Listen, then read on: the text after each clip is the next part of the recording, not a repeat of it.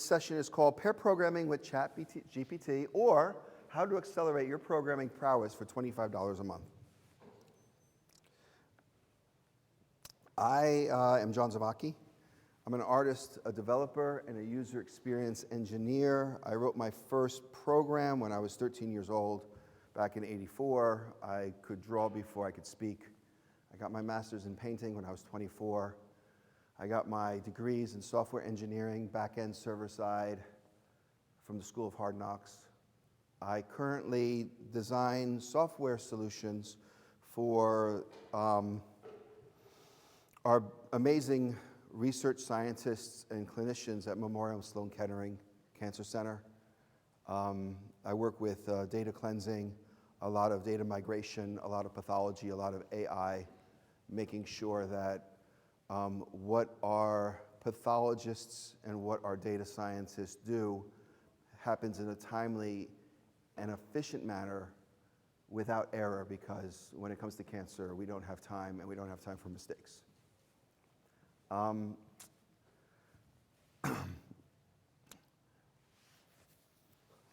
Who here, and raise your hand, has done pair programming? Okay, that's great.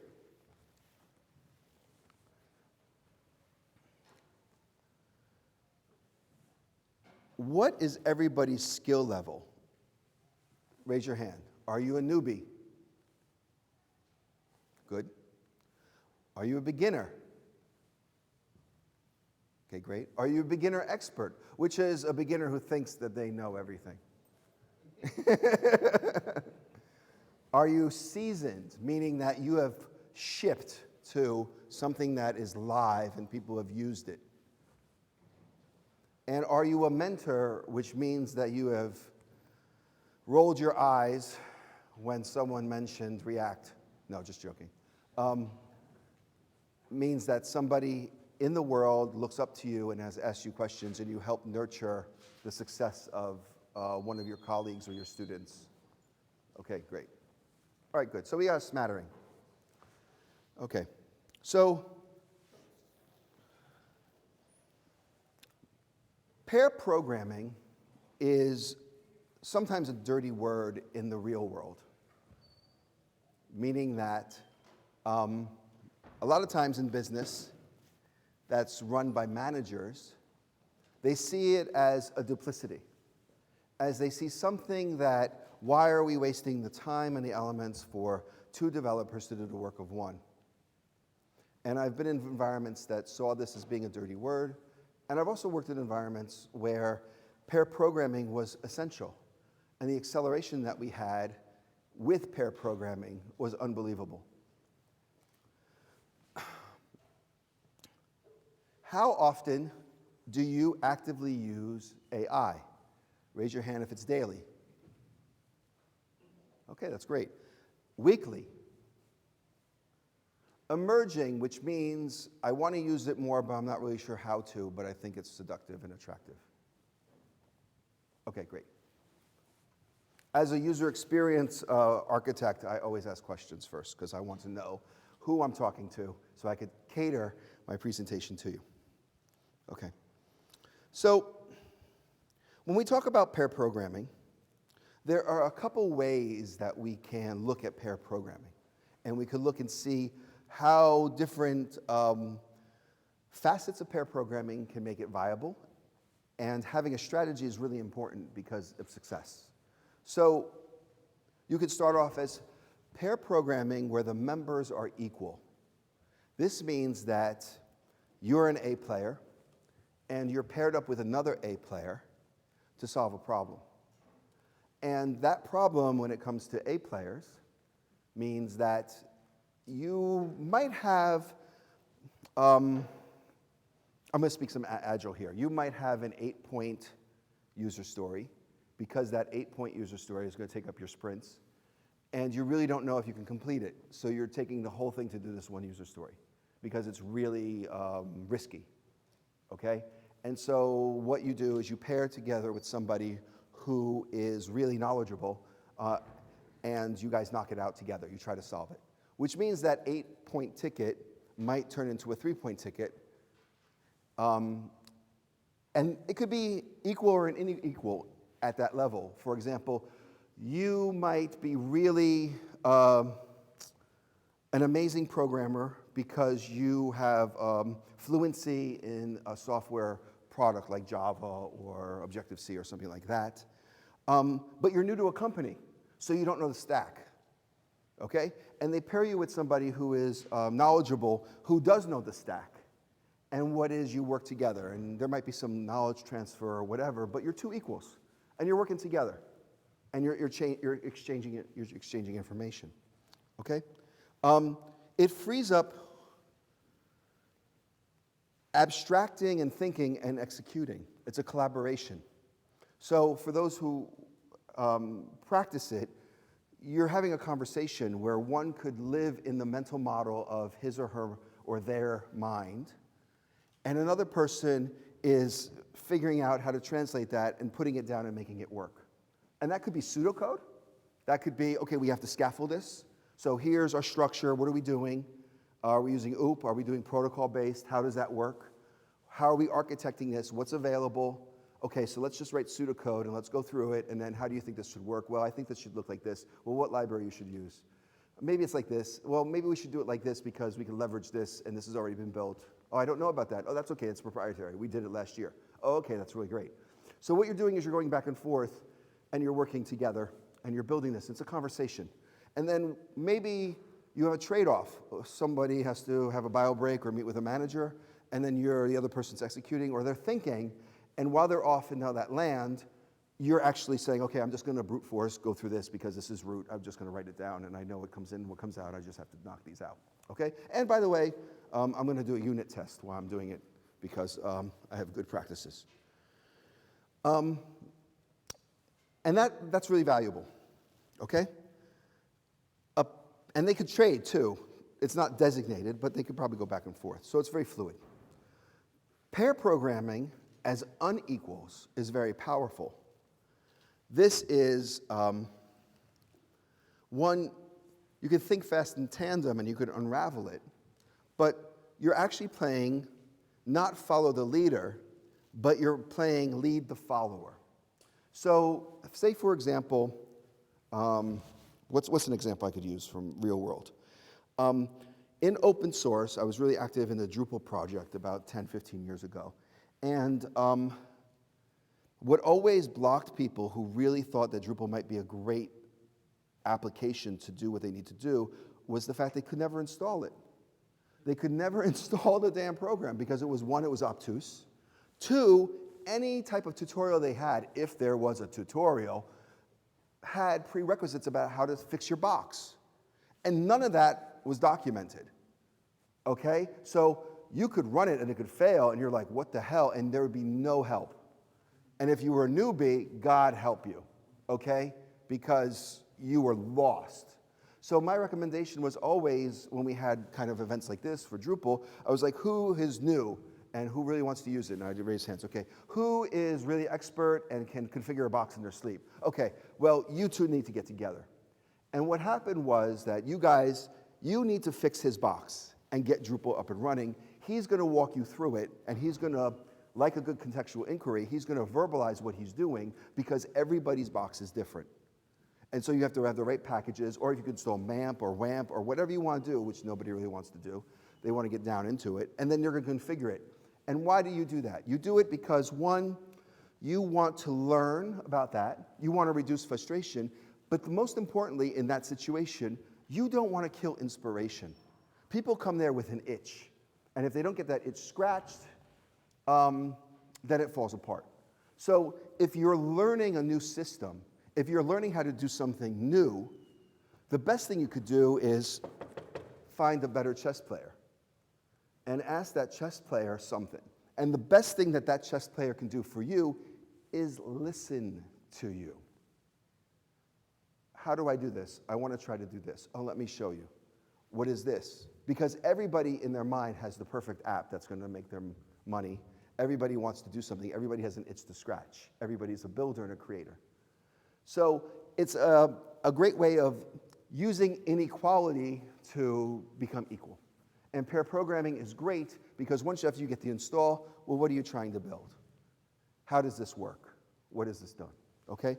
The first experience I had programming was when I was working for Intel, and I was about 31, and the guy that I was paired with was 18 from Thailand, and I thought that he was instant messaging, but he was writing production code almost in his sleep.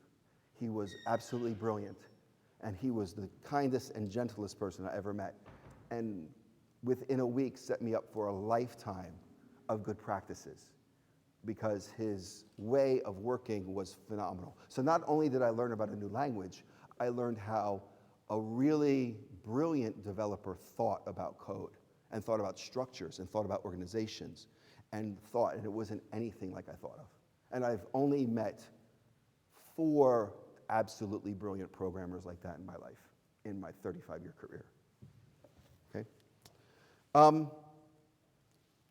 So how about with AI? This is very interesting because the dynamics have changed. AI presents an opportunity for a seasoned developer to co-create with another seasoned developer to make up for their limitations. AI also has the opportunity for a novice to come in and learn. Now, I'm going to focus on this. I'm going to say a beginner to focus and learn.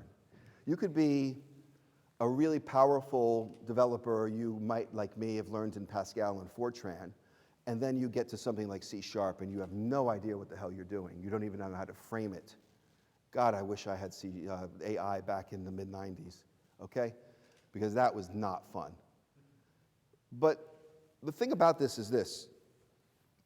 I focus on the learning part because part of this conversation is how to pair program, not so that you could execute and solve things faster, but as anybody here, with the exception of writing your first hello world, has had all of your software run on the first take?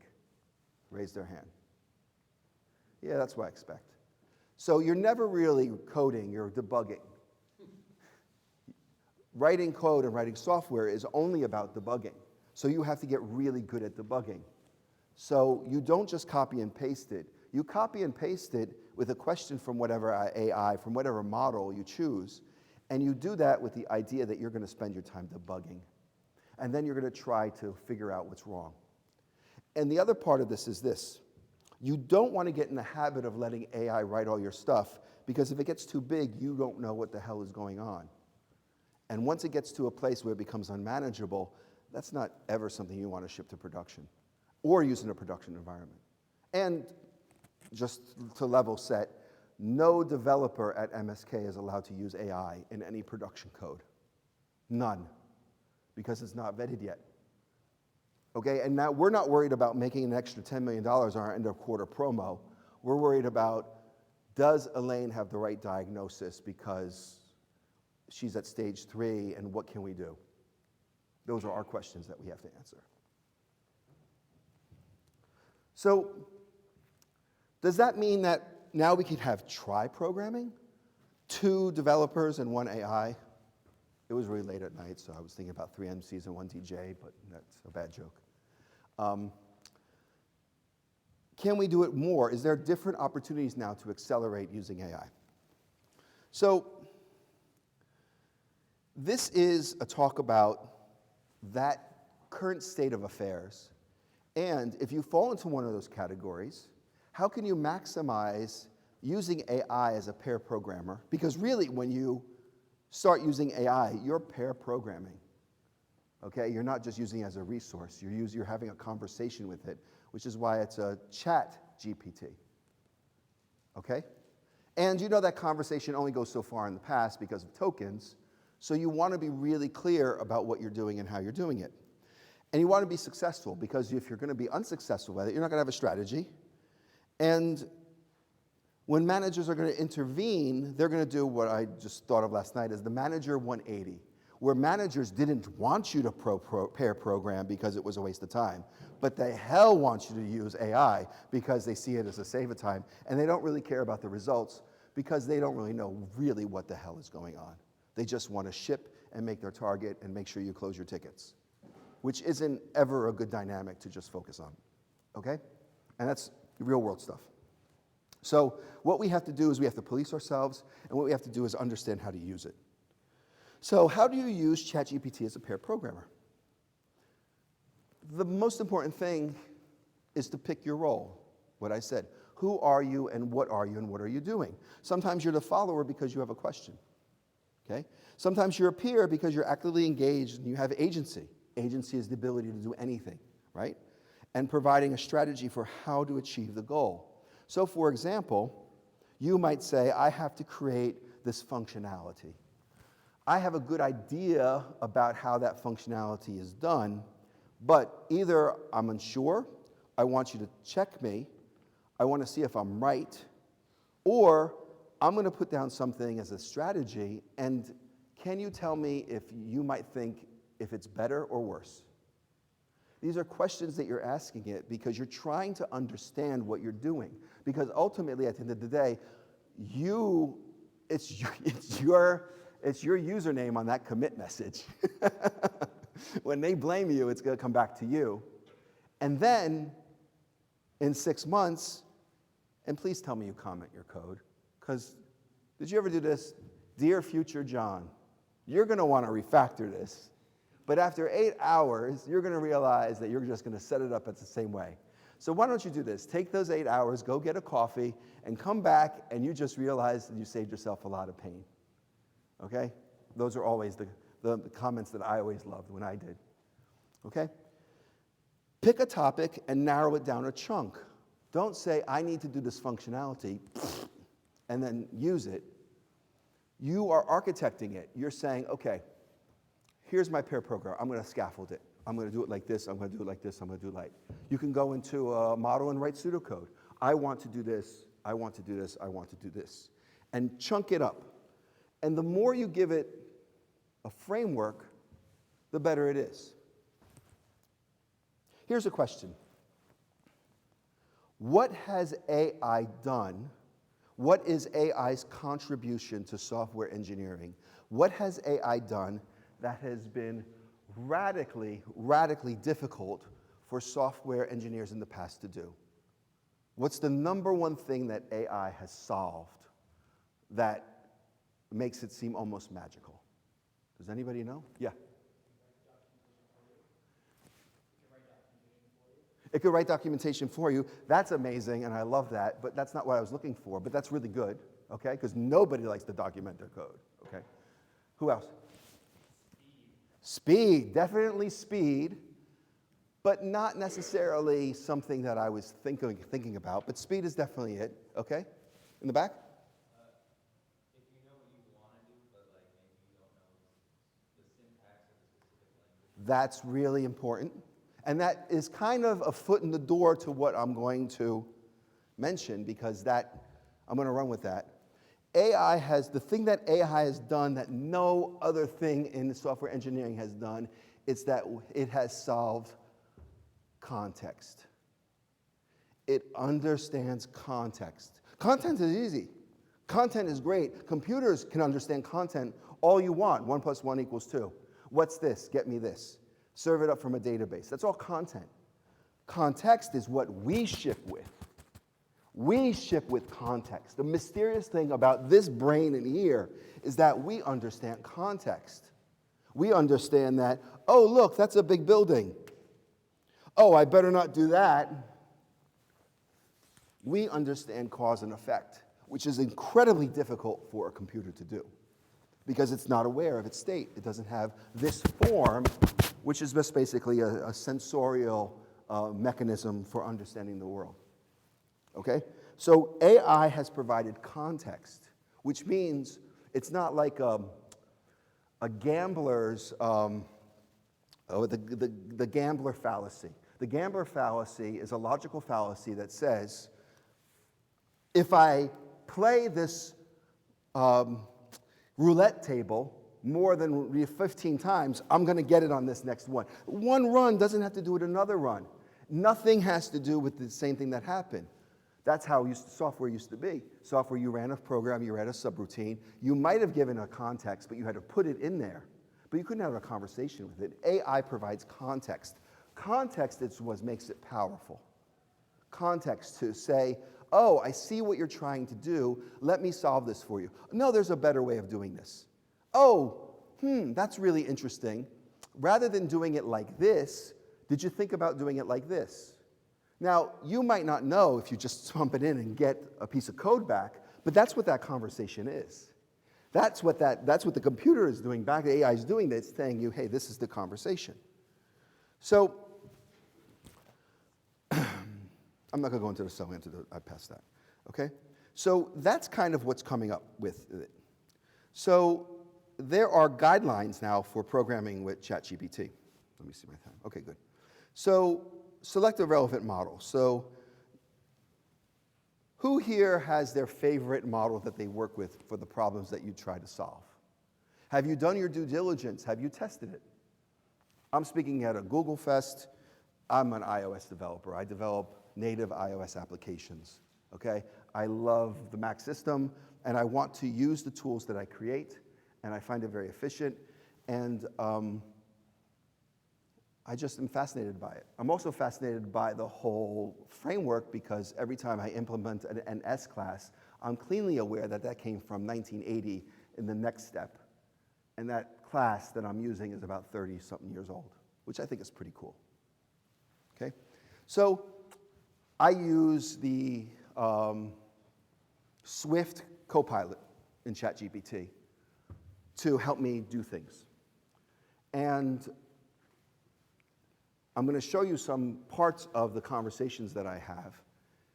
And it led me to, when I talked to my teammates about how they use ChatGPT, they said, oh my God, we don't use it like you use it. You use it in a radically different way. And then when we looked at things, they said, but you got better results. Why did you get better results? And I said, that's very interesting. Why would I get better results? Why is this happening? So that's what I want to do. So when you think about what model you use, you have to choose your relevant model, and you should probably test one or two, okay? And then, of course, we can go through all the prompt engineering ones. We can go through APE, we can go through RACE, we can go through COAST, we can go through TAG. I started using CoStar a lot. CoStar was my favorite one, right? That's a really good one. So there's many different prompts that you could use and many different strategies to figure out how you're going to do that. And you don't have to worry about writing it down. If you want, email me. I'll send you a whole bunch of them. Okay? Yeah, big time. Yeah, focus on the present, not on note-taking. Okay? And here's something that I learned along the way. Don't try to engineer the most perfect prompt because the most perfect prompt doesn't exist. There's a reason why it's a chat. You're refining as you have this conversation. You're going through. And if you looked at how as I was trained to write it, you write it down and then you do as small chunks as possible, as atomic chunks as possible, so that you could do it. And if you do it in that way, one, it'll be easy to troubleshoot. Two, you'll get more bang for your buck. You'll probably be high on the abstraction layer. Your polymorphism is probably going to go through the roof, right? All that great juicy stuff is going to happen the more anatomic that you go. So you architect a solution, you ask for options, and you explore efficiencies as a seasoned developer.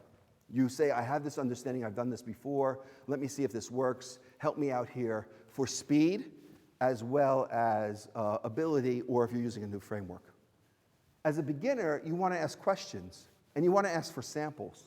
You want to use your ChatGPT, your AI, to help you become a better programmer.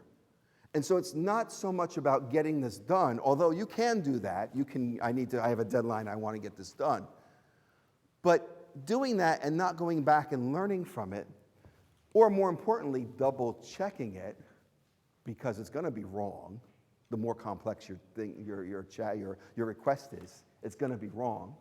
So you can either let the compiler tell you, or you can go back and you could say, Oh no, this was deprecated in 3 versions ago. I have to choose this other version. Let me see about this. How would I do that? Oh, I'm not sure about that. Let me ask. How would I refactor this to do this? You're doing this push and pull at an atomic level to go back and forth. This is why I said this talk is about pair programming, because it's about the conversation. It's about your conversation and your relationship with the AI that you're working with, so that you're learning.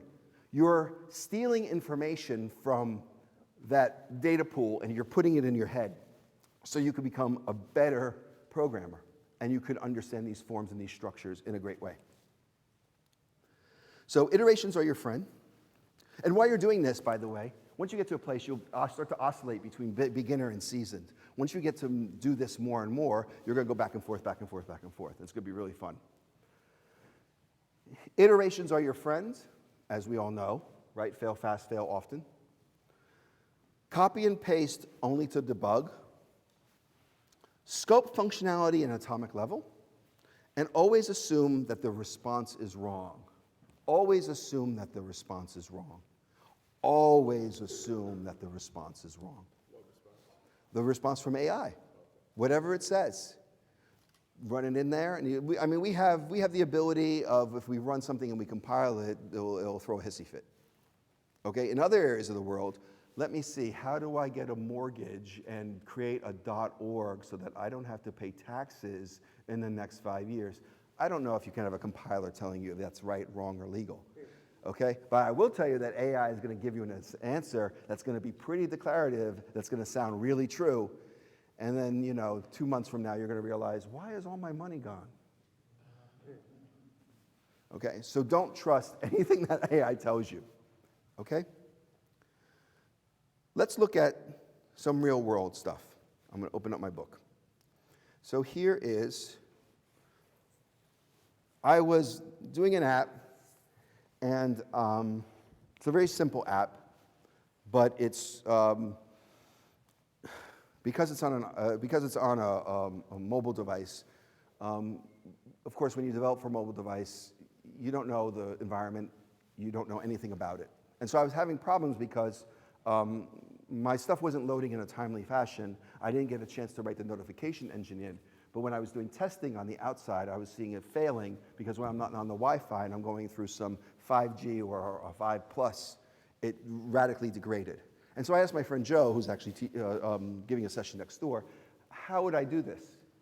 And he said, well, what you want to try to do maybe is exponential back-off implementation. Has anybody done that in their programs? Okay, makes sense, right?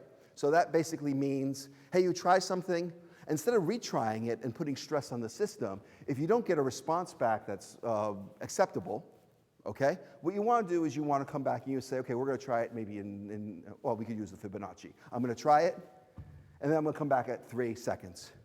And then I might try it again. Okay, I'm going to come back at 5 seconds. Okay, I'm going to try it, but I'm going to come back at, well, maybe I'll just jump to 13.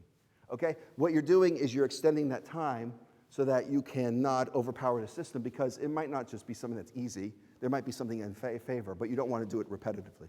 I didn't know that this existed. And I thought, okay, well, how the hell am I going to do this in a framework? So what I did was, I said to my good friend, my Swift ChatGPT, I was having a conversation with a dev friend about my app. And how when I test it on an iPhone, sometimes the response from the server using async await concurrency fails to load. And so I don't know how to handle this. He said that you might want to try exponential backoff, and I got what that meant, but I'm not sure how to do it. So one, I'm using an async await. Does that structure take these conditions into consideration and handles them in a more robust way? Or is exponential backoff something I should try? Here's my data manager class for reference. So what did I do? I tried to give it context, maybe not in a CoStar way, but I tried to bullet point things. I tried to give it tokens that I could say, this is the context that I'm trying to do, okay? And then I gave the class, and Swift Copilot came back and says, okay, so here's the deal. It may fail intermittently, but it's a smart approach. So here's a step-by-step solution to how to do this. And it's defining a strategy, it's doing error handling, it's not giving a async await. What Copilot didn't do was just say, I didn't say, hey, take this thing, here's my, my file loader, my image loader, and my fetch server class. Return something and configure this so that I could just implement this exponential back-off implementation. My goal here is to understand what this is because I know if I invest into myself, I'm going to be a better programmer. So let me take the time to actually learn. And then when it fails, which it did, I could go back and I could understand what's going on and I could become better. And so when I showed this to Joe, he said, this is really funny. I said, what? He said, you actually have a conversation with this damn thing. Who here has these? Do you guys do this? Sometimes. Right? How detailed do you get? Depends. Depends. Well, yeah, that's always the answer. Depends. Okay. But the idea here is that I'm trying to understand the context because I know that the thing that AI gives me more than anything is context. And I could go through all Nerd Ranch books. I can go through all O'Reilly books. I can scope and kind of rack my, well, I've already teared my hair out. I could tear my hair out at Stack Overflow, okay? Maybe no one's going to give me this with an example that's going to be relevant to my context, to which, here's the App Data Manager, and it went through and it did it. And it gave me an explanation, to which I said, okay, this is a bit intense. I see what you're doing. I'm going to have wrap several functions in this, and I get it. I love the fact that you made an extension, because I really didn't think of that. I didn't really think of that. I get that too, and that's pretty smart. And so I go back through, and I go to debug it, and it fails. It's actually not really working. And I go through it, and I say, okay. And then I got to get it work, because actually, really in code, it wasn't really a fault of the logic. ChatGPT took some of my variables and didn't match them together. So it was using something that it didn't do it because I didn't give them the whole class. I just gave them my data manager, and then it just failed. And once I realized, oh, that's it, I switched out these things, and then it worked, much to my surprise. And of course, I say one more thing. Could I delegate that to a back thread rather than being on the main thread? Because if I'm getting here and I want to do this, I could probably put up something and I can move it to the back thread, right? So that I don't use resources. And then if I update it from my data lake, as I pull it in, I don't have to do it on the main thread. And of course it says, oh yeah, absolutely. Offloading and retries the background and blah, blah, blah, blah, blah. So what do? I have a problem. I don't know anything about it. Is that a question? You're moving your hands. I didn't know if that was a question. Okay, good. I just want to make sure. I don't want to ignore you if you had a question. Okay, so I didn't know anything about it. All right, I need you to help me. This is what I could figure out, probably, and this is probably my best guess where to put it. Can you do this to help me and show me how to extend this class? Oh, wow, you made an extension of that. Oh, that was really smart. Okay, that's really cool. Okay, I tried it. Okay, I debugged it. I didn't come back and say it's not working. I thought, let me figure out if I could understand this and see if I could do it myself. Let me challenge myself so I could become a better programmer. Okay, I got it to work. Okay, this is really great. Wow, this is running on the main thread because actually that was my one-trick pony. I was loading everything on the main thread, which was probably the root problem, was I was probably taking too much resources to load all these, taking too much of the resources to load my resources, talk about context, and then I was overloading the system. So then I come back and I do this, and it tells me how to do this as a back thread, to which I'm like, all right, that's awesome. And then it gives me a great thing. I might do that. That seems to be better. Okay, this will take me some time, but give me a shot. And so I can go back and I could do that. This is one of my conversations with the ChatGPT. Okay? Another one was this. So I'm developing this, and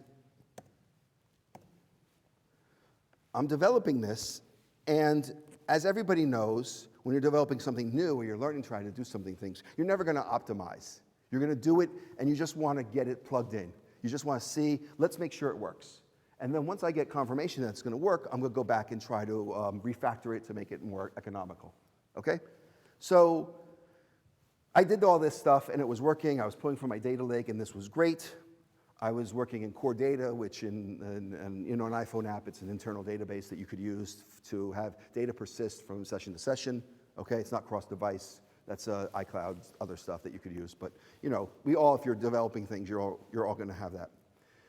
And so here is the thing. I realized that when I did my timestamp check, and now I'm doing another check, I realized, oh God, I got duplicate code. All right, well, let me see if I can refactor that. So this was a question of speed. I could have gone back and I could have done it, and I could have sat down there. But instead I chose to actually ask it, hey, could you implement this in this way, because this is a far better way, and rewrite this class? And so, yes. And so I put it in, and it did it and returned it. It was great. And it did all that, gave me step-by-step stuff. And we did that and talked about the key changes. Okay, so this is great. I'm going to do a diff compare and try to understand how you did this.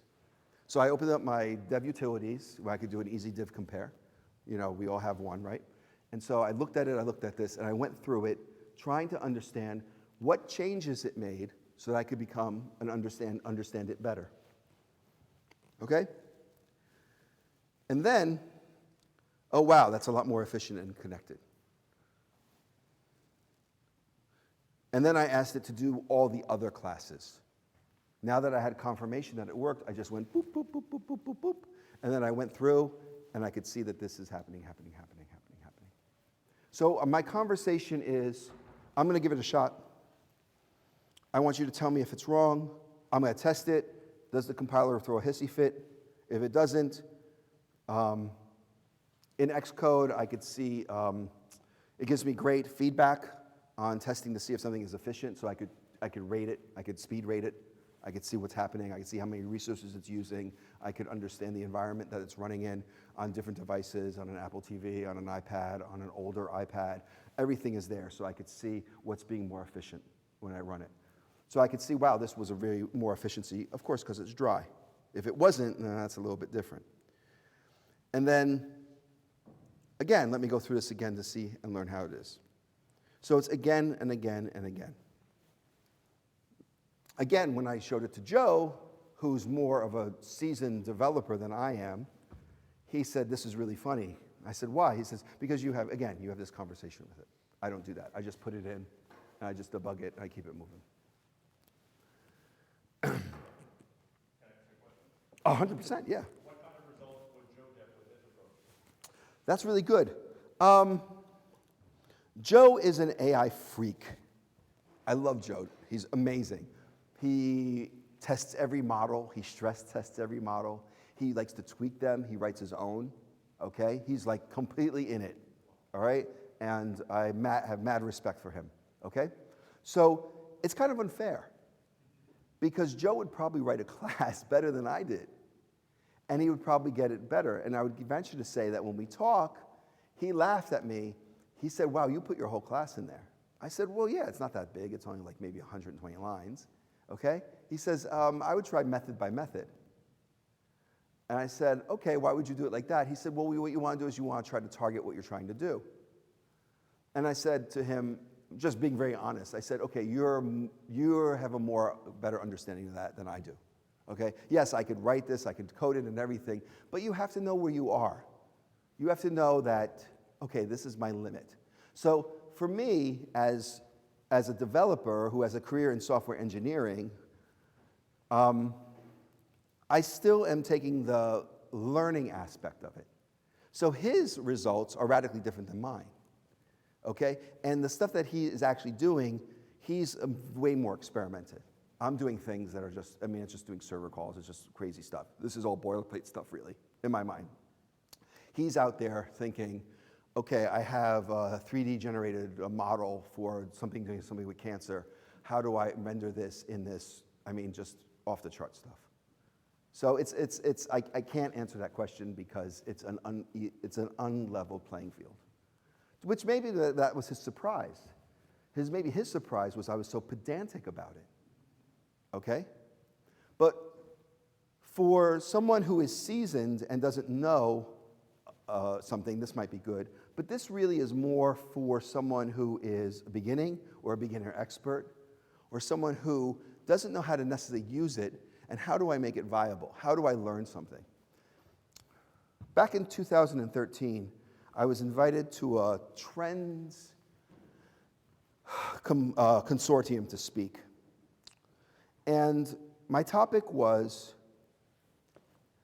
in the future, everybody's going to have to know how to code. Just like back when we were all dazzled by WordPerfect, function F7, okay, on the mainframe. And it was challenging to send your documents to print through the mainframe. That's writing a document in WordPerfect seemed really challenging, okay? Then came Microsoft Word.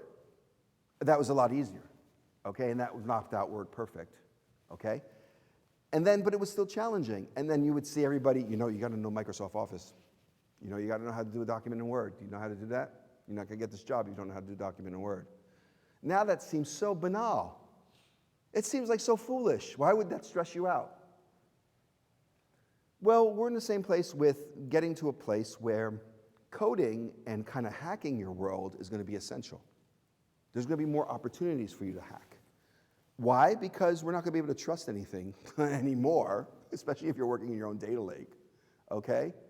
Who here publishes false information about themselves on Facebook so that Facebook can't really find out about you? If you want to protect yourself and your real information, this information is the best way to go. Flood it with complete false information. You're private again. But how do you do that? How, as an amateur, a beginning expert, do you actually do that? Well, back in 2013, I had no idea about this, but I could see patterns, and I could see things in the future. And this is actually kind of that solution. It's the solution now that software engineers... I live in a building in Brooklyn, and there's this dude, he's great. But I see him all the time, and of course we're New Yorkers, so we never talk to each other. But I see them all the time in the elevator. And so one day, after like 3 years of seeing him, I'm saying, hey, you're a developer. He says, yeah, I'm a developer. I said, where you work? He says, oh, I'm at Facebook. He says, oh, okay. I said, how's it going? He said, I left. I said, you left? This is like 6 months ago. I left, why? He said, oh, we were doing some studies with AI, and I just saw it. I'm not gonna be able to compete with it, so I left. I stopped programming. I said, what? You left Facebook? He said, yeah. I said, what are you doing now? He says, oh, I opened up a print t-shirt place on Coney Island. I'm printing my own t-shirts. You need a custom t-shirt? Come and see me. I'm like, seriously? You left a job at Facebook to own your own t-shirt print company? He says, yeah, I'm a lot happier.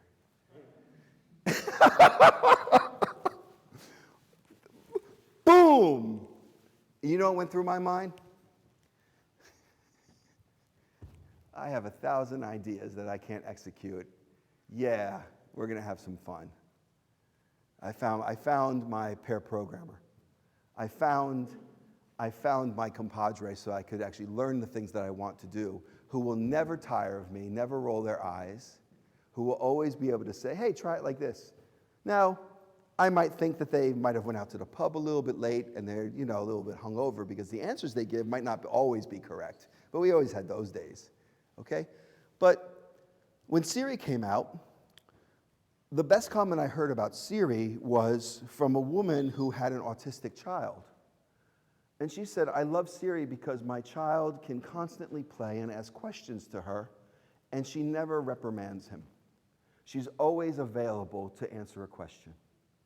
He has found this perfect playmate because he always has someone who doesn't get tired of him. And I thought that was really beautiful. That was something I didn't expect to happen, okay? And so what I didn't expect to happen was for me to actually, after spending so many time in user experience and doing my job, I didn't expect to come back and actually say, oh, I'm going to get back to software engineering because I really enjoy it, and I have an avenue for it. And that's my talk.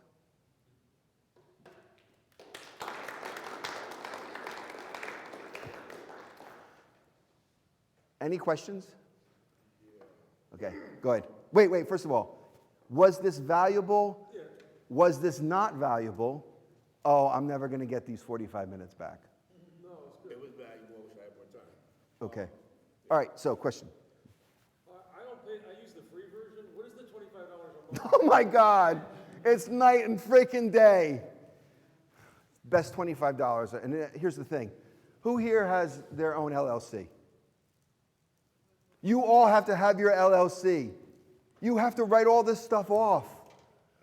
Everything that you do gets written off. All your subscriptions, all your phones, all your technologies, write that off. Get that shit back from the government. Go out there now, get your damn LLC.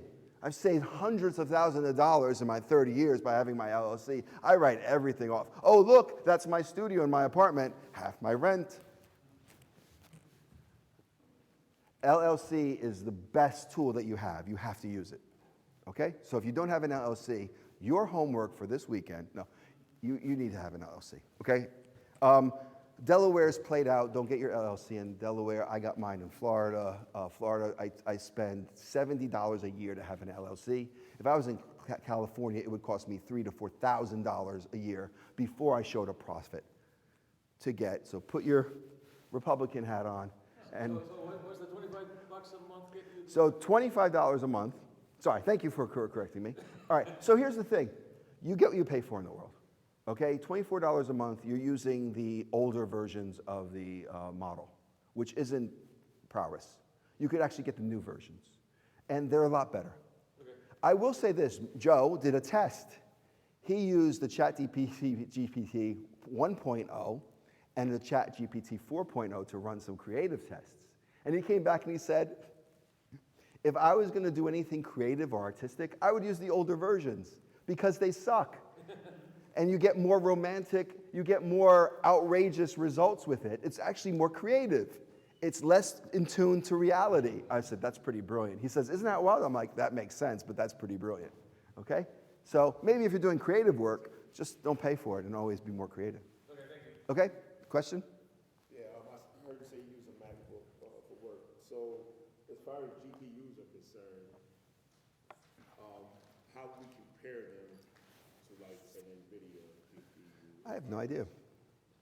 I pick my battles, and I decided to become native. Well, why don't you make it for all devices? I don't know, you're going to pay for my Google Dev? All right, yes. And the other thing, talk Yep. about comments. Do you leave comments in production code? Yeah, all the time. I leave comments in production code. I did get pinged when I was working on Sean Kingston's site because I got bored and I ran all my comments through a Jamaican translator. And that was funny. What the guan? I was like, oh boy, John, what are these? And I just heard my manager laugh hysterically. He's like, these are some really great comments. But I wouldn't recommend doing that. Also, who had the documentation question? Someone had a documentation question. I use it all the time to write documents. Now when I do it and I vetted it, I say, okay, could you take this class and document it? And it does it really granularly. It's really great. Okay?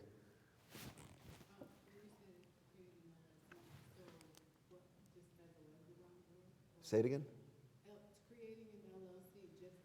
Oh, to create well, I have it as an artist because I'm a fine artist by trade. Okay? And actually, by being a fine artist, I could say, yeah, anything's an art project. Yeah, I don't care. Yeah, I'm making an app. It's an art project. Okay? But you choose something. Oh, for an LLC, look at the government codes. So you align your business to a government code because I had to do a site for Caltech, and I had to make sure that my business fell in line for the SAMS authorization in order to get paid through the government. So if you're unsure about what that looks like, look at the government codes and pick your 303 or your 402 and make sure you align, and then follow on that. You'll find out it'll be a lot easier for you, especially if you do government work.